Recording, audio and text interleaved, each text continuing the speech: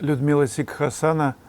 Благодарю, Вячеслав, за ответ на мой коммент. Вы всех влюбили в этот дворик своей живописью. Спасибо большое, Людмила. Действительно, люблю его писать. И самое интересное, что таких же двориков довольно-таки много, но кругом. Просто пораскиньте. Наверняка в каких-то деревушках, каких-то дачах вы встречали уютные места, где видно пространство. Почему для художника важно, чтобы не просто было замкнутое какое-то, красивое, безусловно, какие-то стены, окна и так далее. Нет, чтобы пространство. Сама атмосфера дворика, дальше улочка, там кипарисы, дальше море, там пирс, дальше еще задний план. Вот это пространство мы, собственно, и строим в своих работах. Оно привлекает. Глубина. Ну и когда в этой глубине что-то есть, что-то маячит и компонуется. Ну, я думаю, мы все с вами все хорошо это понимаем. Так вот, ищите такие мотивы, где вы можете выразить это пространство. Да, можно писать фрагментарно, конечно, естественно, когда нет его пространства. Но если оно есть, предпочтение я предлагаю оставлять за ним, чтобы оно было решено. Была решена глубина.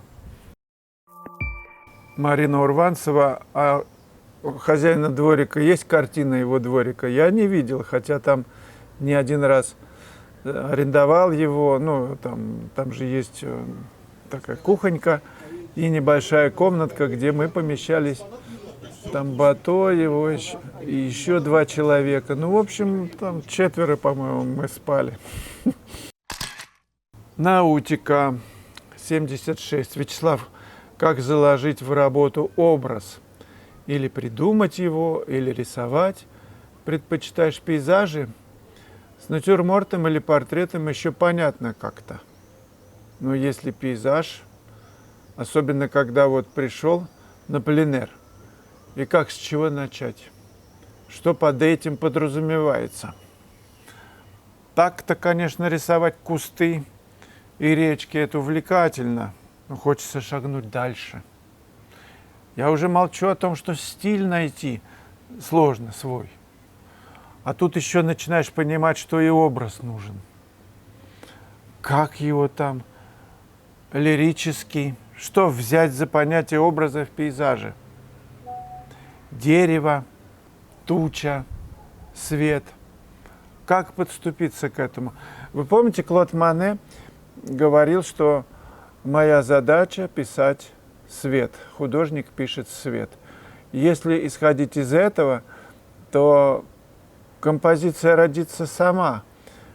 Внутри мы понимаем, что мы рождены из света и пишем свет.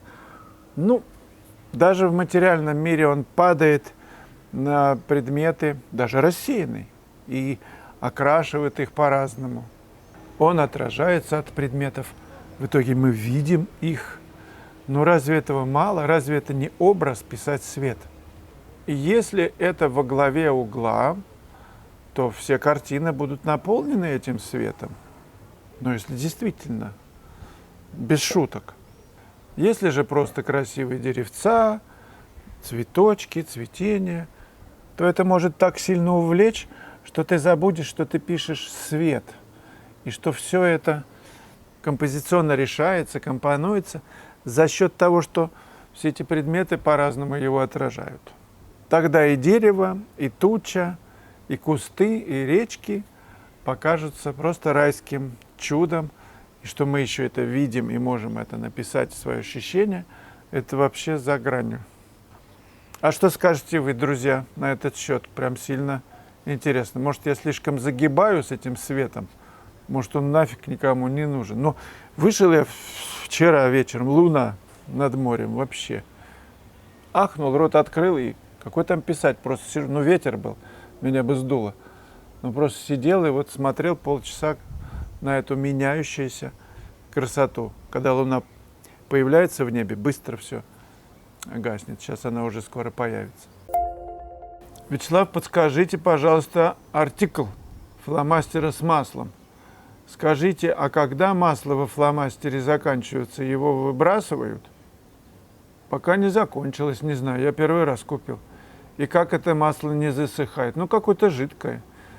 Заранее спасибо. пожалуйста, я могу только его показать и сказать, что я купил его на Валбересе. Ну, как-то его надо там найти. Друзья, пару дней еще осталось до завершения набора группы на новый курс, который называется «Уходящий день». Мы будем писать, из 7 уроков состоит курс, будем писать золотом окрашенный пейзаж.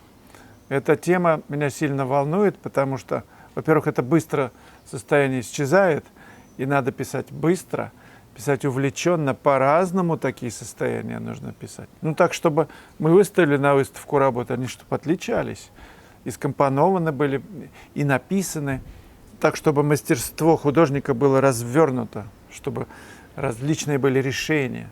Так вот, на этом курсе мы будем изучать это письмо. Светоносность в работе, как этого достичь. Будем писать маслом основную работу, подготовительную, конечно. Будем писать творческое решение маслом и творческое решение акварелью. Курс очень интересный. Зазываю на первый урок, ну, такой вводной лекции, где я рассматриваю свои работы, ну, ввожу в курс дела, что для этого надо, какие я ставил задачи, показываю работы и их решения. Заходите на сайт и посмотрите этот урок. Ну и, конечно, о курсе я там расскажу более подробно. Присоединяйтесь. Тем более, что предусмотрена обратная связь. То есть вы еще сами делаете работы, я их рассматриваю, делаю резюме и присылаю вам. User GG. Здравствуйте, здравствуйте. Скажите пару слов о перспективе. Другими словами, от чего отталкиваться? От точки схода. Их может быть несколько. Точка схода находится либо на линии горизонта, либо выше, либо ниже, либо справа, либо слева, в любом месте. Зависит от того, например, улица идет вверх, вниз. Все это меняется. Я разбираю все эти сложные перспективные сокращения в специальном уроке, который длится 2 часа. Там разобраны практически все примеры, которые в жизни попадаются. Поэтому я приглашаю вас на него обратить внимание. Урок 28. И его нужно не просто посмотреть, а посмотреть с бумагой и карандашом. То есть я рисую, и вы рисуете. Это практический урок. Он очень ценный. Я часто вижу у маститых художников ошибки в перспективе. Вот это странно. Все разваливается в таких работах. Притом, если есть даже живопись, но это не на то место краска положена. Ну, мне нравится этот пример. Это все равно, что вкусная еда. Вы черпаете ложку, но несете ее мимо рта. Насытиться невозможно. Поэтому разговоры о перспективе останутся разговорами. Лучше всего один раз вот просто пройти, закрепить, все это понять, и просто на автомате она будет решаться. Я сегодня работал с крымскими художниками на месте, где писал Коровин. Очень много работ он написал именно с этой точки. Это такая веранда на его бывшей даче. Сейчас там дом-музей, и он работает. Так что будете в Гурзуфе, загляните. Там очень прилично и красиво.